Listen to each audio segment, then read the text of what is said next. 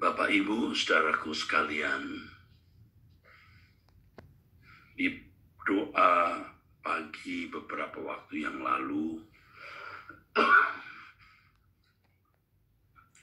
saya menyampaikan satu hal yang itu juga saya ulangi di pemberitaan firman Tuhan melalui Turut ID, entah di kebaktian raya atau suara kebenaran atau pendalaman Alkitab, ya. Bahwa kita mau menghidupkan spirit atau gairah yang dimiliki orang-orang di Alkitab yang menjadi kekasih-kekasih Tuhan. Gairah yang dimiliki Abraham tentu aspek positifnya, saudaraku. Gairah yang dimiliki Yusuf, gairah yang dimiliki Daud, gairah yang dimiliki oleh Daniel, Sadrak, Mesak, Abednego. Ya saudara, yang menjadi kekasih-kekasih Tuhan yang dikisahkan hidup mereka di dalam Alkitab. Tetapi terutama saudaraku, gairah hidup Tuhan kita Yesus Kristus.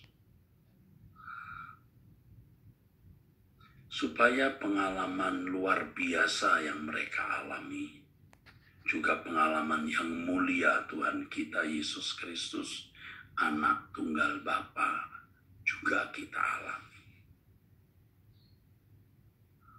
Saudara, itulah sebabnya tidak jarang Tuhan membawa kita ke situasi-situasi yang sulit, seperti situasi-situasi yang dihadapi tokoh-tokoh ini.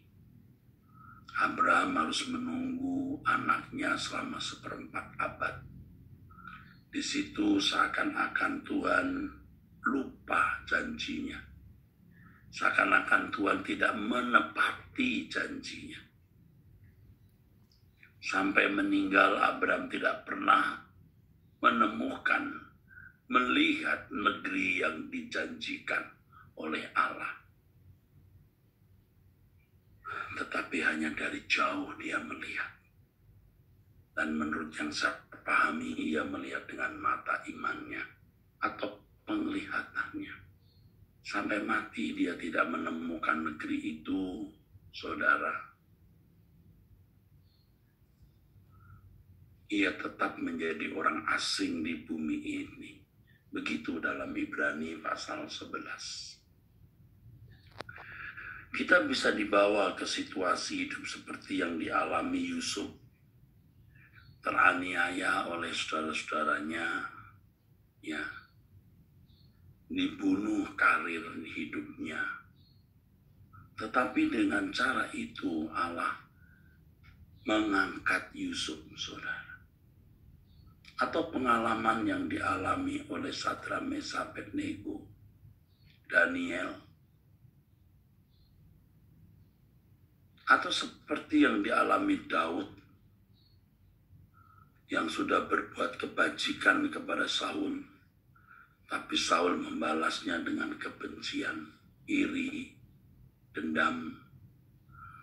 Tetapi itulah suasana hidup yang Tuhan izinkan kita alami untuk menghidupkan gairah seperti yang mereka miliki. Nah, puncaknya adalah kehidupan putra tunggal Bapa. Bagaimana bisa mengalami perjalanan hidup seperti yang dijalani oleh Tuhan Yesus dan memiliki spirit atau gairahnya. Tentu kita juga harus mengalami apa yang dialami oleh Tuhan Yesus atau apa yang dijalani oleh Tuhan Yesus, atau hidup di dalam prinsip-prinsip yang dimiliki oleh Yesus ketika mengenakan tubuh daging seperti kita. Kita harus berani, saudaraku. Ini adalah perjalanan hidup yang luar biasa, saudara. Suatu hari nanti, saudara, di dalam kerajaan surga ada orang-orang yang nampak mulia, nampak agung. Ya, orang-orang yang dimuliakan oleh Allah Bapa bersama-sama dengan Tuhan Yesus. Yaitu mereka yang memiliki gairah hidup seperti gairah yang dimiliki oleh Tuhan Yesus. Saudara, jujur saja kita ini, walaupun saya juga pendeta, banyak telah dicemari oleh gairah dunia ini, saudara. Benar-benar menjadi berantakan kita. Spirit kita tidak bersih, gairah kita tidak tulus. Gairah kita tidak bersih, tidak agung dan mulia. Seperti gairah yang dimiliki oleh Tuhan Yesus. Dan kita bisa menyadari hal ini, saudaraku, kalau kita memahami kebenaran. Kita haus lapar akan kebenaran murni, sehingga kita menyadari bahwa keadaan kita belum layak untuk menjadi anggota keluarga kerajaan surga. Secara hukum kita telah ditebus, kita telah menerima pembenaran, tapi secara fakta, secara de facto, keadaan kita masih berantakan. Maka kita harus belajar, kita harus berjuang agar kita bisa memiliki gairah hidup kekasih-kekasih Allah, dan puncaknya gairah hidup yang dikenakan oleh Tuhan Yesus.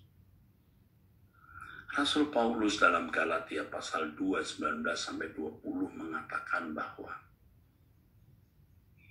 baginya bahwa hidupnya bukan dia lagi, tapi Kristus yang hidup di dalam dirinya.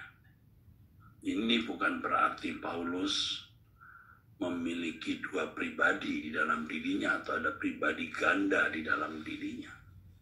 Tetapi gairah Kristus, gairah yang dikenakan Tuhan Yesus, ya, juga dikenakan oleh Paulus. Kristus hidup di dalam aku itu bukan pribadi Yesus, tetapi gairahnya. Kristus yang hidup di dalam aku berarti Paulus menjadi orang yang diurapi. Seperti gairah hidup yang dimiliki oleh Yesus. Ini luar biasa agung. Saya tadi sempat terpikirkan, saudara, ya sekilas sempat terpikirkan betapa menyesalnya saya kalau suatu hari melihat orang-orang yang agung dan mulia di kerajaan surga dimuliakan bersama Tuhan Yesus, sedangkan saya tidak. Karena saya menyanyiakan waktu hidup saya di bumi untuk mengumpulkan harta di surga, menyanyiakan waktu saya untuk banyak kesibukan, banyak kesenangan, apalagi isi dan Tuhan. Misalnya kita mengarahkan diri kepada perkara-perkara yang di atas, yang memiliki nilai kekal.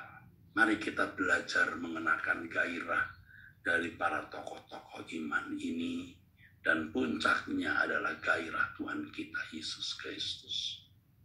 Tetaplah bersama dengan kami di Truth ID. Ya saudara, mau dari gereja mana, Tidak harus saudara pindah secara keanggotaan atau membership-nya. Kami tidak mencari keanggotaan itu. Tapi kami mengajak kita menjadi anggota keluarga kecil yang layak dimuliakan bersama-sama dengan Tuhan Yesus. Saudara, nanti malam, ya hari ini hari Jumat, ada pendalaman Alkitab yang berjudul Corpus Delicti. Saudara, biar kiranya kebenaran mengenai Corpus Delicti ini mengubah kita semua. Ya, baik saudara, hanya itu yang saya sampaikan. Lalu yang terakhir penting sekali untuk semua peserta Ekumene Bible Course. Nanti tanggal 9 hari Sabtu jam 10 saya mau mengadakan webinar seperti ini.